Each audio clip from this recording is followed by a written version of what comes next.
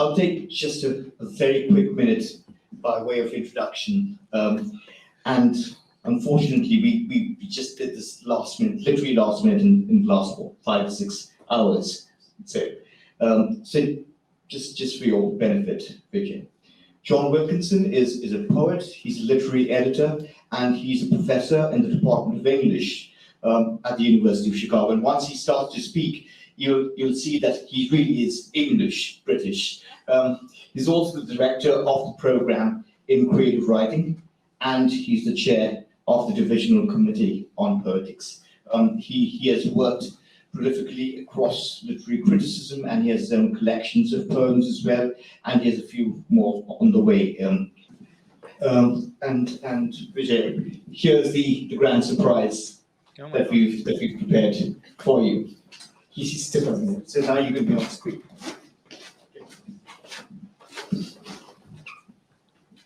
Oh my God! Hi, Jeet. Hi, Vijay. Serendipity. I kind of knew it was you. We've just been having a conversation, so we managed to persuade Jeet to sit in on this conversation. And it's great to welcome you to CANTO. I see that you have offered a title of Poetic Time and Timeless Poetry. Because I haven't been in conversation with you before the session, I don't know if you're hoping to or intending to give a short talk, or whether we should just start by talking about timelessness or time in poetry. I mean, I have to confess that was Lena's suggestion, and she had kind of said she'd just kick off the conversation, and she also suggested that I read something, but I can forego that and we can just jump into talking, because I don't necessarily have anything specific that I mean, I do of course have things that are specific to the topic, but it might be a little too elaborate to make a connection, and I'm sort of, we had a conversation and we were going to pick up on that, but I don't think I can reconstruct what our discourse had been at this point. So we should just sort of start anew and improvise, I guess. If that's well, okay. That's fine. Yeah. I mean, it'd be great if you would read something at some point, but we'll see how it goes to begin with. And noticing that you live in Brooklyn, as I assume that you still do, and have been a long-time resident of New York, when I think about time and timeliness and crossing time in poetry, the first poem I always think of is Frank O'Hara's The Day Lady Died. Given that it's a poem which presents questions about the time of composition. It asserts the time of composition, but that's a fiction. It talks about clock time and the times of trains. The poem's own temporality is constructed around anxious distraction followed by extended pauses and resumption of anxious distraction. And it ends up with a moment of temporal suspension, which is associated both with aesthetic experience in listening to Billie Holiday and death, and also the end of the poem and the suspension of the poem and so on. So maybe that would be somewhere I could invite you to start talking about your relationship to time in the United States and New York, time in India and how you might feel they differ, and your relationship to New York School poetry, because I know you're an admirer of James Schuyler as well as of John Ashbery. Yeah. I mean, that's a great starting off point. In fact, it'll allow me to read a poem that is very pertinent. I feel like I should, I mean, I was, and I should say something about this issue because I grew up sort of as a reader of poetry during kind of the heyday of the New York School, and especially Ashbery, the coterie Ashbery, the Ashbery before Self-Portrait in a Convex Mirror, the Ashbery of the Double Dream of Spring and Rivers and Mountains. And I found when I really came to my own, insofar as I've ever come to my own as a poet, that it was through the rejection of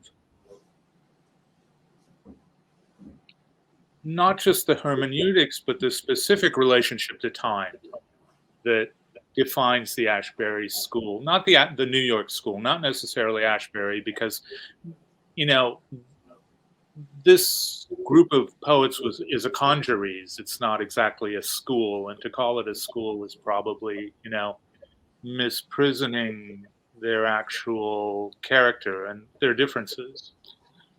But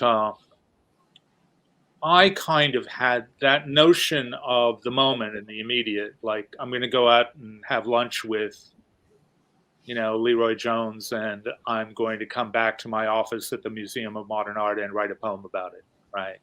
And that, you know, that kind of immediacy is, of course, I recognized that. It didn't take me long to recognize that that kind of poem is as artificial as a snapshot, right? A snapshot suggests it captures the moment, you know, but there is no such thing as the moment as it's captured by a snapshot, you know. Time unfolds in an entirely different way to our visual experience, you know. So a photograph, which seems the most immediate artifact, is actually the most artificial.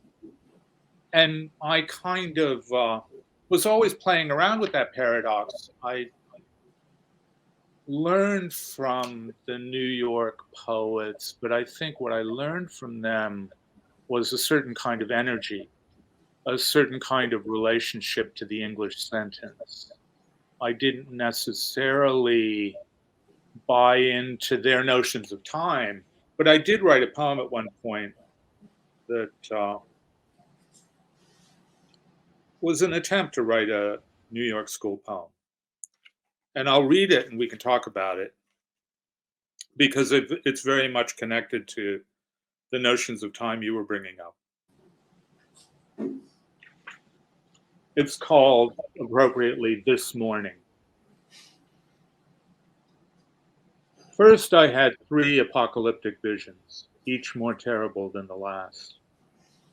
The graves open and the sea rises to kill us all. Then the doorbell rang and I went downstairs and signed for 2 packages. One just an envelope, but the other long and bulky, difficult to manage. Both for my neighbor Gus. "You're never not at home," the FedEx guy said appreciatively. It's true. I don't shave or even wash. I keep the air conditioners roaring. Though it's summer, one of the beautiful red and conifer green Bayside fuel oil trucks that bed down in the depot by the canal was refreshing the subsurface tanks with black drafts, wrung from the rock, blood of the rock, sucked up from the crevices. The driver looked unconcerned. Leaning slightly on each other, Frank and Louise stepped over his hose and walked by slowly, on the way to their cardiologist. As much a New York poem as it's possible to get, I think, especially Frank and Louise, did you say? Yeah. Yeah. Frank and Louise. Somehow, you know, just immediately get a sense of downtown New York, or maybe the East Village or something. Well, it's very much a Brooklyn poem, you know. And it's also very much a highly contrived poem that seems to be absolutely of the moment, right? You know, all of those images are disparate. They come from different times, but they're sort of, you know, fixed in what is essentially a snapshot poem. What's essentially a kind of Frank O'Hara, well, I walked out and this is what I saw. And I'm putting it down in a poem. And, and I was kind of, when I was writing the poem, I was playing with the notion of immediacy and artificiality and the idea of, which I'm not parodying it because I revere the impulse to sort of understand that this flow that we live in, this temporal flow, is what's real and is only the only thing that is actually real, and the ways in which the New York school developed that idea, and going back to John Cage and forward to, a whole set of considerations that had to do with American society at that time, that we're just going to free ourselves from all of the historicity that American poetry had gotten tangled up in the 40s and the 50s. And, these were the 60s and this was just new. And we were going to do something completely fresh having to do with our immediate experience. So the poem is really concerned with all of those things, but it was written, 30 years after the New York School. So there's something inevitably ironic about my relationship to that history and my relationship to that notion of what temporality in poetry is, what it should be, Quickly talk about your beginnings as a poet, because you had the most unlikely kind of apprenticeship. You were a fisherman, you worked in Oregon, you then went to university, and I think with the poems from the first book, Wild Kingdom, and the long poem that won the Bernard Connors Prize, you kind of arrived in the very center of a kind of New York poetic milieu. And I'm thinking of this today especially because I noticed that you are part of the tribute to Richard Wilbur. So I wonder if you could just talk a little bit about those early years and arriving into that world of New York poetry. Yeah, I guess because I'm talking to, actually, I don't know what audience I'm talking to, but I'm just going to assume that I'm talking to an Indian audience, that I have to make it clear, and I'm, the writing I'm doing now, I'm trying to make it clear to myself that all of this experience and my relationship to poetry and my relationship to the avant-garde, which has always been vexed, I had breakfast at the beginning of the week with Charles Bernstein, who lives in my neighborhood too, and and I think we look at each other from across some sort of great divide, but we enjoy having breakfast. And but we both recognize that all of our allegiances derive from the tremendously revolutionary period in America in which we grew up, the 1960s. And everything having to do with the choices I made in terms of being a writer came from that. And I had been an undergraduate before I became a part of the counterculture. And I had read then and was committed to a lot of art that was highly progressive in that period. An example I can give you is the music of Eric Dolphy. And I listened to Eric Dolphy, always. I didn't, Coltrane was someone who was kind of traditional for me in relationship to my early allegiances in jazz. And it was during that period that I lived out in Oregon and was a part not necessarily, I was a fisherman, yeah, but I was really a part of a kind of back to land American movement, which was, you know, a product of the incredible trauma of the Vietnam years, you know, which it's hard to sort of recreate for example, my students, how intense that era was, and how it forced so many of us to alter paths that we otherwise might have taken. You know, and you know, in the aftermath of that, I came back to New York and sort of saw the ideological conflicts in the literary world and their relationship to the political conflicts in the literary world, and I just kind of realized I needed a place for myself that was different. That, you know, being an Indian, being an immigrant, you know, I mean, I came here when Eisenhower was president, but I was still an immigrant, and I still am. You know, I couldn't really take on this sort of allegiances and identifications that I would have been able to if I had been a native born American of that period. You know, that someone like Ashbery, however much I found him interesting as a writer, was not really someone who answered to my experience. And the people I found who were useful to me, I started reading Auden again. And I had been reading Elizabeth Bishop, but she became particularly pertinent when I got back to New York because I had to readjust my relationship to the social order. You know, I was comfortable in the counterculture, but I was no longer in the counterculture. I was now living in New York society, you know, with its hierarchies, with its kind of, you know, its obsessive concern with status, you know, its insider ethos, all of those things, you know, to which I had an odd relationship. So I think that determined my choices. I mean, Auden sort of protected me, and Bishop sort of protected me, and you know, I've mostly written out of that bag ever since. I've never really changed.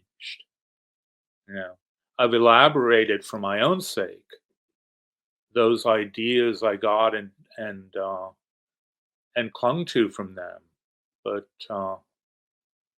you know, and I kind of think it's a default poetry. And I would say, interestingly enough, that, you know, thinking about, say, Indian poetry in English, you know, which you write, Jeet, that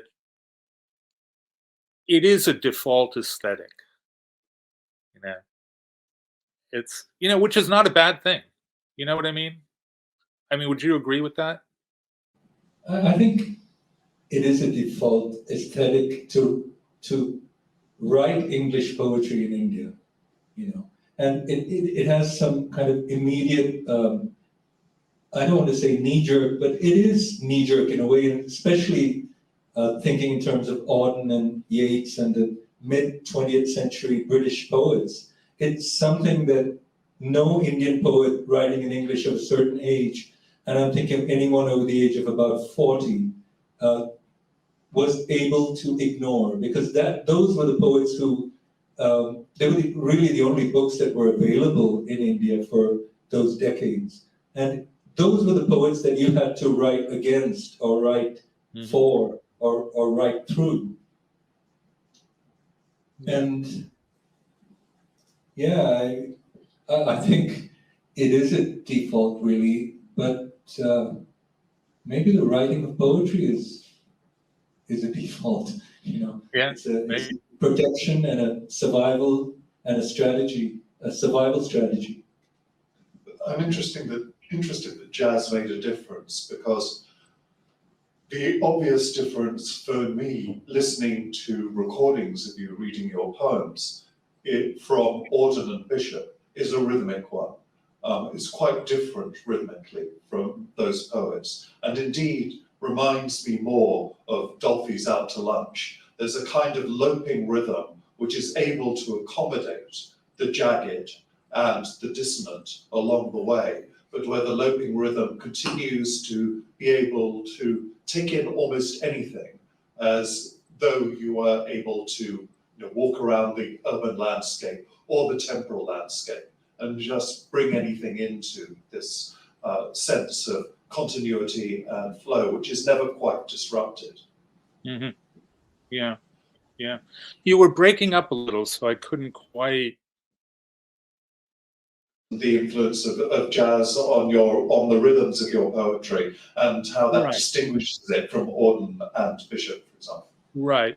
I mean, the great thing I got from jazz, I mean, the history of my listening to music is very, very chaotic. The great thing I got from jazz was the emphasis on vocalization, right?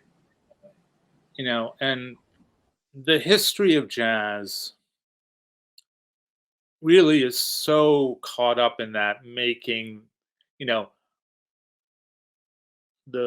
the way in which Billie Holiday tried to sound like Lester Young and Lester Young tried to sound like Billie Holiday, and that everybody, that there was this kind of constant symbiosis between vocalization and instrumental music. And also that sense of speed and movement, and that's translated, I think, in American poetry in ways that are really interesting. I mean, Schuyler is an example of the way in which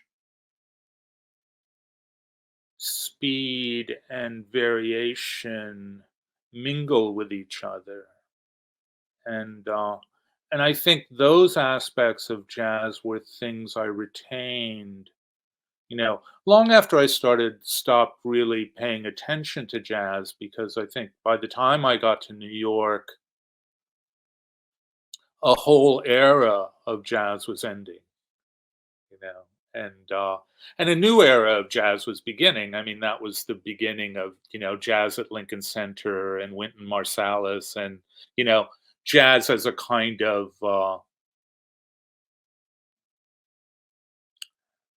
as an art form that now was going to be put in a museum and was going to subsequently represent,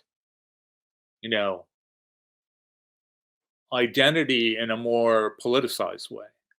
I mean, the jazz of someone like Cecil Taylor was very political, but it was political of another era, right? And the Cecil Taylor era was ending, and Eric Dolphy had died long ago, and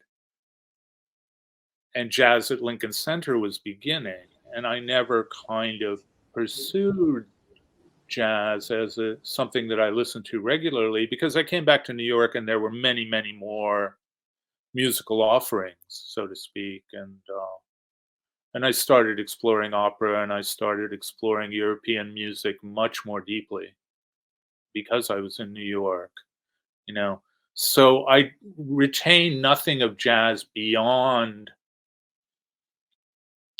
that kind of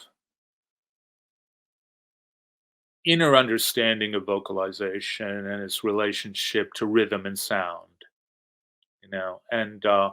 and that was really useful. And I don't know if that's something that mid-century poets like Bishop or Robert Lowell or, American Auden as opposed to British Auden, were really aware of. I mean, they were latently aware of it, but I don't think they were, consciously aware of it in the way that I was. And, I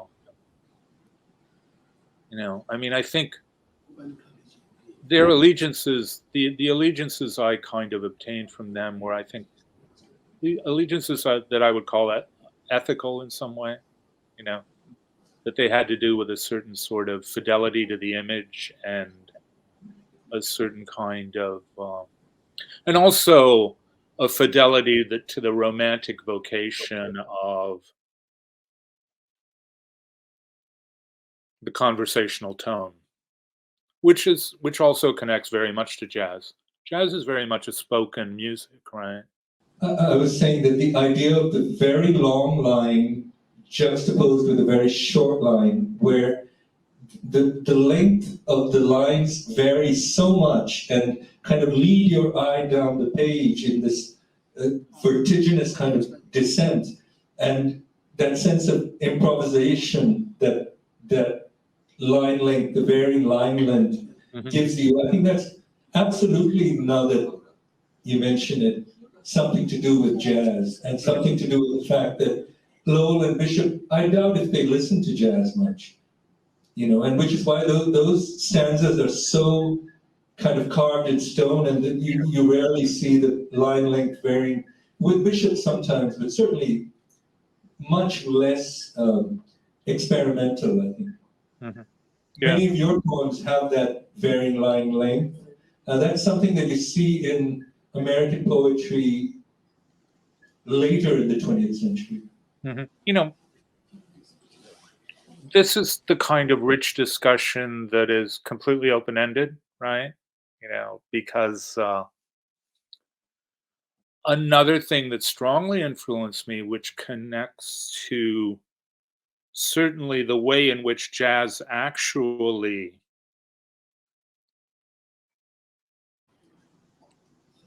influences American poetry, is the idea of the poem on the page as a field of energy, right? I mean, the real issue in 20th century poetry has to do with the fact that once you've lost the determinative effect of a metrical norm, you have to find another principle by which to arrange the poem sonically. And free verse is successful insofar as it has an overall sound design. And that overall sound design somehow is reflected in the choices line by line that the poet is making with respect to rhythm. That in the classic Olson poetry page, you're sort of, and the classic Pound poetry page, the poetry page of the cantos, you're thinking about, the overall movement of the poem, and then you're working back to what you're going to do with the lines individually. And that becomes very, very vital in terms of its connection with jazz, but it also has to do with its connection to the page, and if you're talking about long lines and short lines, I always really love visually the ragged edge, the ragged right margin. I mean, I found that satisfying, and I can almost, we all three of us write poetry. Somehow there's a kind of nervous energy that one has as a poet that feels right in the way that the lines are falling when they're falling properly. That there's this sort of reflection of some deep physiological aspect of the way one's mind moves and works and thinks. And then that has to be organized in relationship to the sound design too. All of these things have to relate to each other somehow. And I always thought these problems were vexed. And I think the long and the short lines gave me a way of negotiating the poem as it's going down the page in relationship to, all of these vexed issues of the larger sound design and, the arrangement of the page in such a way that it becomes interesting. And the general problem, which is always the problem of writing, of what to put down next, right? What's the next step you're going to take, because you're always stepping into the void. And it was serviceable. I mean, my kind of ideas, I think, are sort of They're very practical ideas. There's nothing ideological about them. And the absence of ideology, I think, has sort of helped me. You know. Again, I come back to Charles Bernstein. I don't know if the audience knows him. He's sort of the doyen of American language poetry, and a poet very much concerned with the nature of abstraction and language. And but he too has sort of changed. He's looking back over his work and seeing it in an entirely different way, and those sort of commitments. And it's interesting. And I think it's interesting in relationship to kind of what you were saying about Indian poetry, Jeet, and the idea of a default poetry, which interests me very much, that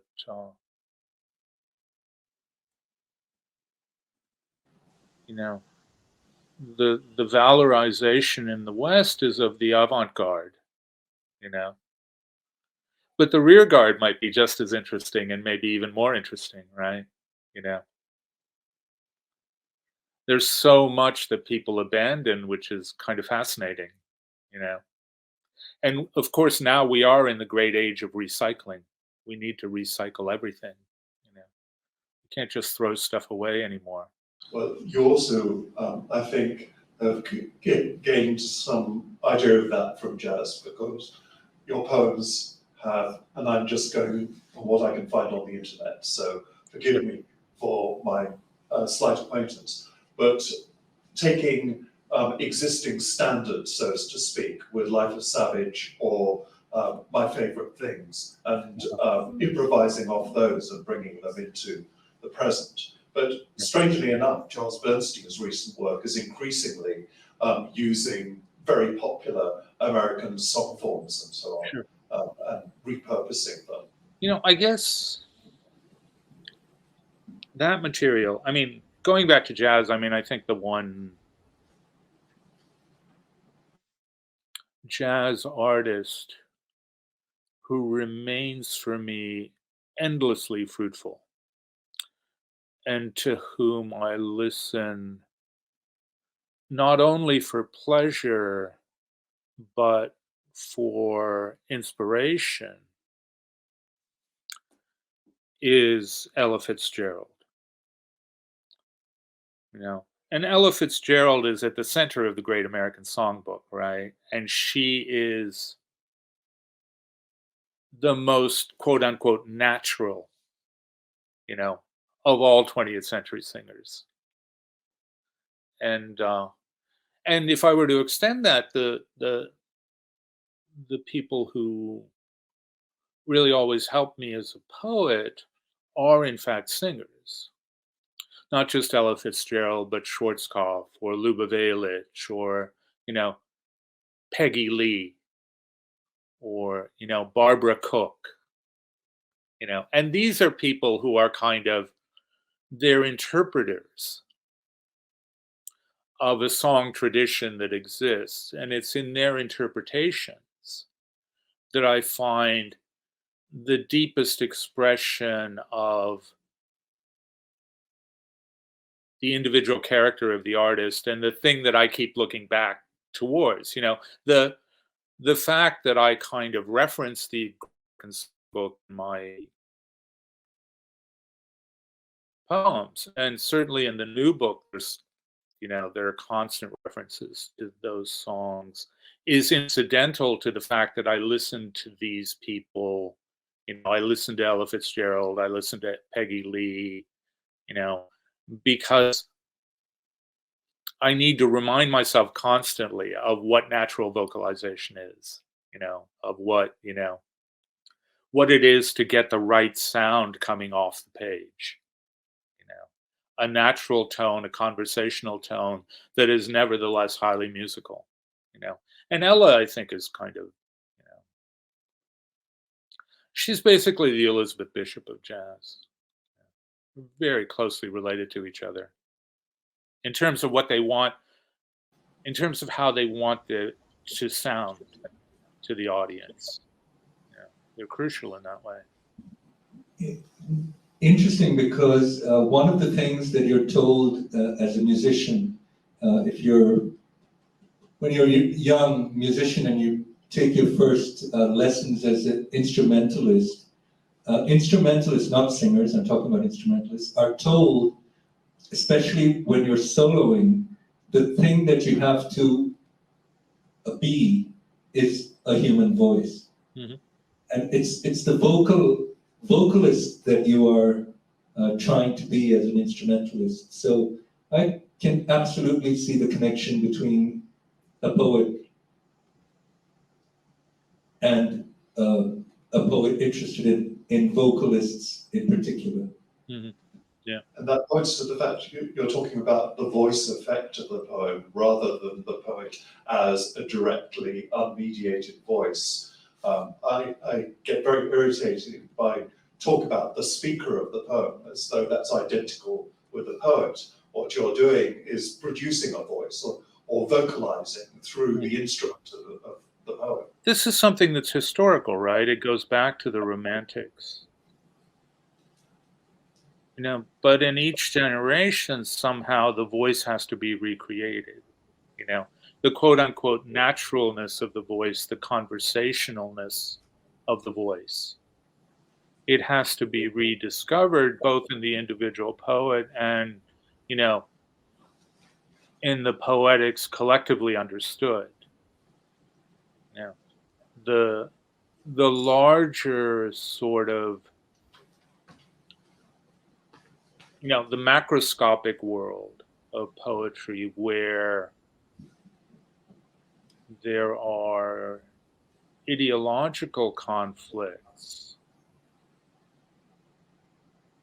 tends to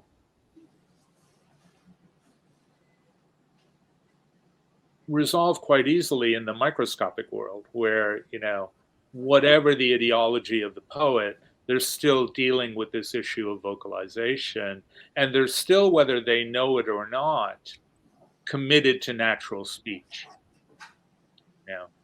And that's something, that's worth a book. And I've always thought, well, I'm going to write a book, like, what's the difference between Swinburne and Yeats, right? The difference between Swinburne and Yeats is that, Yeats is so committed to the prose order. And he's committed to the prose order because the prose order allows him to seem as if he's speaking naturally and immediately. And that constitutes as difference from Swinburne, even though they're 10 or 15 years between them.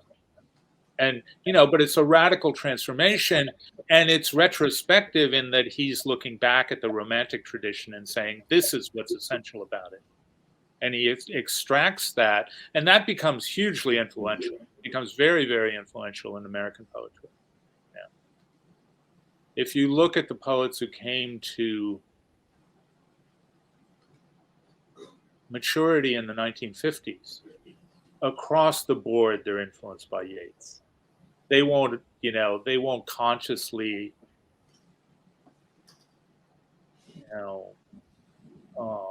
celebrate that influence to a great extent because, of course, Yeats is politically problematic to them.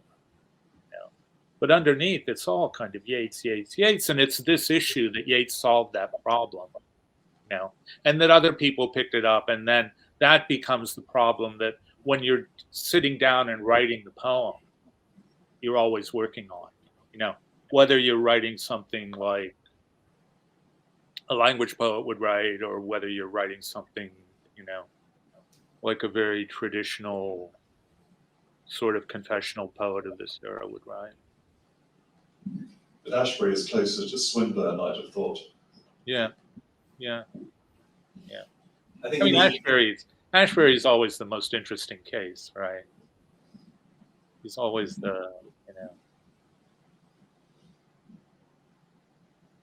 And he always said, well, my great influence was Auden, not Stevens. But early Auden. Yeah. But then Ashbery was always blowing smoke too, Yeah, you never knew what to believe. Yeah. Also, absolutely right about the 50s, the poets in America in the 50s looking to Yeats or working off Yeats. I remember the Berryman line, I forget which poem, where he refers to Yeats as the great shade, from the shade from which the American poet must emerge. Yeah, it's interesting. Certain poets,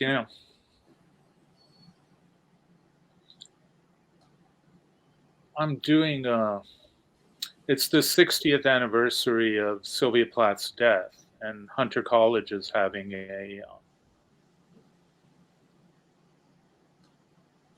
an event in a couple of weeks, and I'm going to participate in it. And she really seems to be very new and interesting to me to this moment, in terms of what we're talking about, the way the poem is a field of energy, the way in which the individual self vocalizes itself, and the kind of sound she gets to come off the page. I mean, she's really unusual, and I don't think we've kind of quite understood, because of all of the mythology that surrounds her and all the controversy.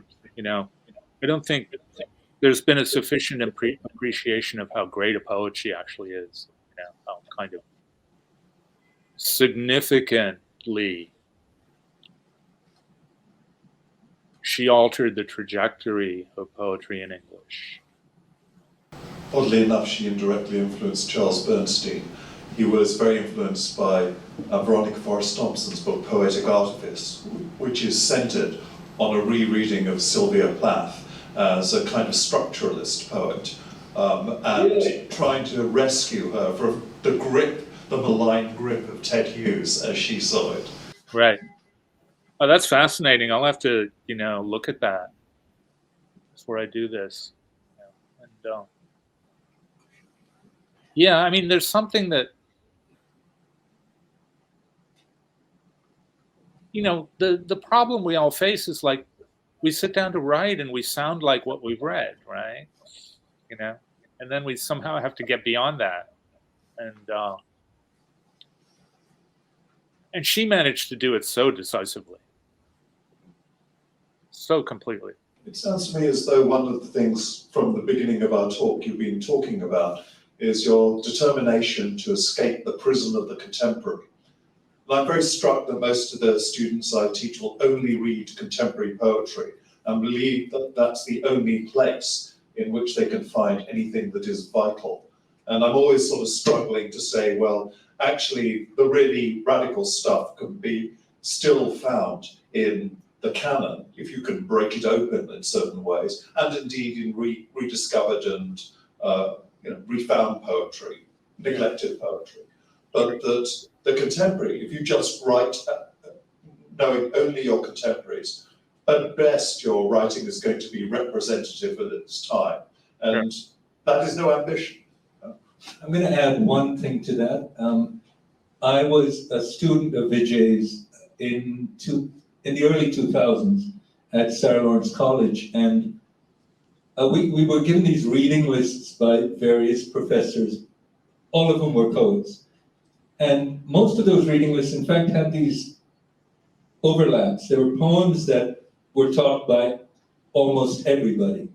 But Vijay's reading list was entirely different in that it was to do with classical work. And it began with Plato.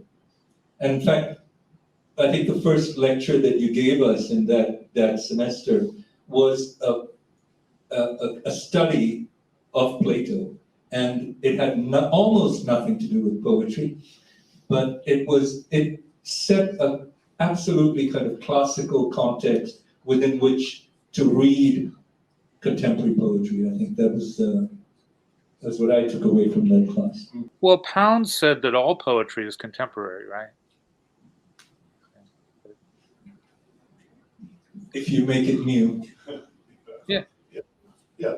You invent your tradition. Right. The literature is news that stays news. And it's not really, poetry doesn't seem to have that much centrality in the culture. Certainly not of the order it did, say, when I was their age, when American poetry was really kind of very exciting and alive, and had a lot of ways in which it was making its presence felt in the culture. You know, I sort of feel like at this point there is not that kind of energy, not because there isn't a lot of poetry being written, and not because there isn't a lot of good poetry being written, but because things are so diffuse, and there are so many coteries, and there's so much fragmentation, and I don't quite know why they read what they read, you know, and I don't know where they're getting their enthusiasms from. But, and I don't know if I'm being sort of, if I'm showing my age and finding it a little deplorable, you know, that, you know, I mean, they don't read Ashbery. I mean, they don't read someone like, you know, say Tori Dent, who they would have read 10 years ago. They don't even know who she is. And, which is sad, because Tori Dent was a really interesting poet of the 1990s, you know, was sort of, you know, died and now has disappeared. So it's bewildering. It's a moment that's bewildering, and I think it's probably going to become more bewildering. Who are they reading? I don't know. They're reading Ocean Vuong. They're reading, you know, various poets who are, I guess, for want of a better word, I would call identitarian. Sure. You know, and that seems to be the kind of hermeneutic structure by which choices are made, you know. And I think the idea, you know, that, and everybody is lamenting this, that the death of humanistic study itself. Yeah, I mean, I don't know if it's true or not. It might be overstated, but you know, one of the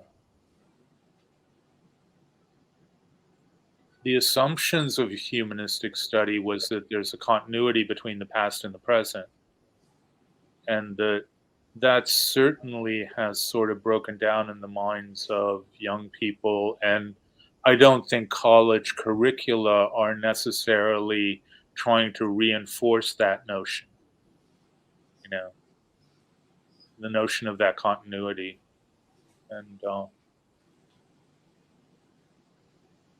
And those of us who kind of believe in history don't really know how to, you know, translate that belief to our students. I mean, I keep trying, but I sort of feel like, well, maybe I should just give them what they want instead of trying to impose my ideas onto them, you know. And at least help them write good sentences. So I have a question for you guys. Are you in Delhi or are you in Calcutta or Kolkata? We're in Delhi.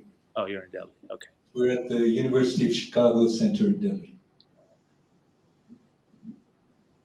I just happened to be in town. It's good to see you. It's great to see you. I found out 10 minutes before this that you were on, and I said, well, I'm not leaving the room in that case. How are things in India these days? Worse.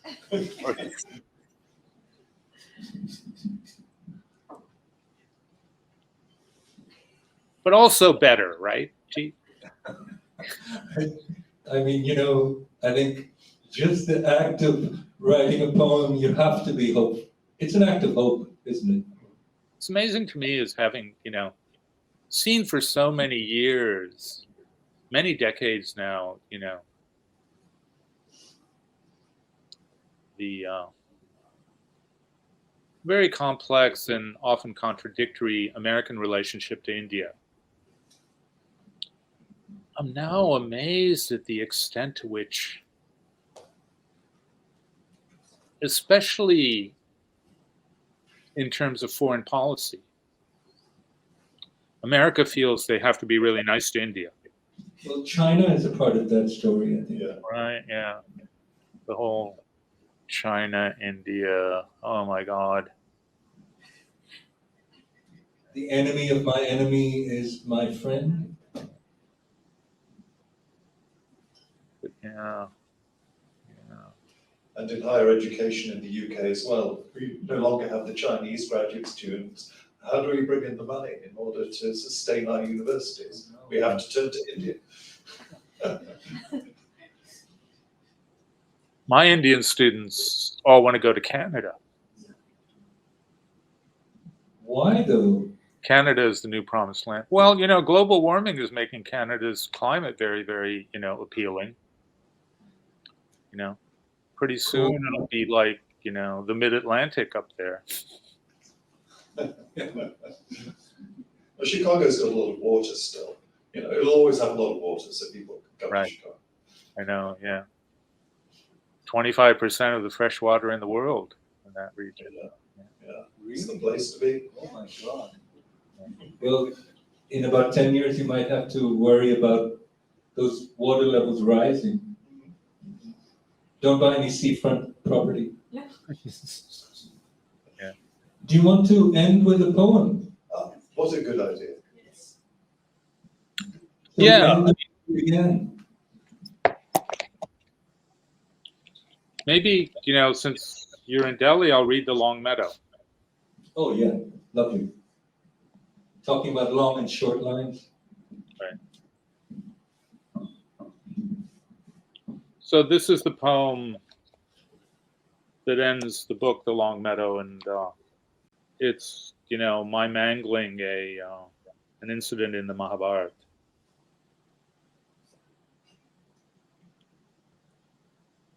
The Long Meadow. Near the end of one of the old poems, the Son of Righteousness, the source of virtue and civility, on whose back the kingdom is carried, as on the back of the tortoise the earth is carried, passes into the next world. The wood is dark, the wood is dark, and on the other side of the wood the sea is shallow, warm, endless. In and around it there is no thread of life. So little is the atmosphere charged with possibility that he might as well be wading through a flooded basement. He wades for what seems like forever, and never stops to rest in the shade of the metal rain trees, springing out of the water at fixed intervals. Time, though endless, is also short. So he wades on until he walks out of the sea and into the mountains, where he burns on the windward slopes and freezes in the valleys. After unendurable struggles, he finally arrives at the celestial realm. The god waits there for him. The god invites him to enter. But looking through the glowing portal, he sees on that happy plain not those he thinks wait eagerly for him, his beloved, his brothers, his companions in war and exile, all long since dead and gone. But, sitting pretty and enjoying the gorgeous sunset, his cousin and bitter enemy, the cause of that war, that exile, whose arrogance and vicious indolence plunged the world into grief. The god informs him that yes, those he loved have been carried down the river of fire. Their thirst for justice offended the cosmic powers, who are jealous of justice. In their place in the celestial realm, called Alaukika in the ancient texts, The breaker of faith is now glorified. He at least acted in keeping with his nature. Who has not felt a little of the despair the Son of Righteousness now feels, staring wildly around him? The God watches, not without compassion and a certain wonder. This is the final illusion, the one to which all the others lead. He has to pierce through it himself, without divine assistance. He will take a long time about it, with only his dog to keep him company. The mongrel dog, celebrated down the millennia, who has waited with him, shivered and burned with him, and never abandoned him to his loneliness. That dog bears a slight resemblance to my dog, a skinny, restless, needy, overprotective mutt who was rescued from a crack house by Suzanne. On weekends and when I can shake free during the week, I take her to the long meadow in Prospect Park, where dogs are allowed off the leash in the early morning. She's gray-muzzled and old now, but you can't tell that by the way she runs.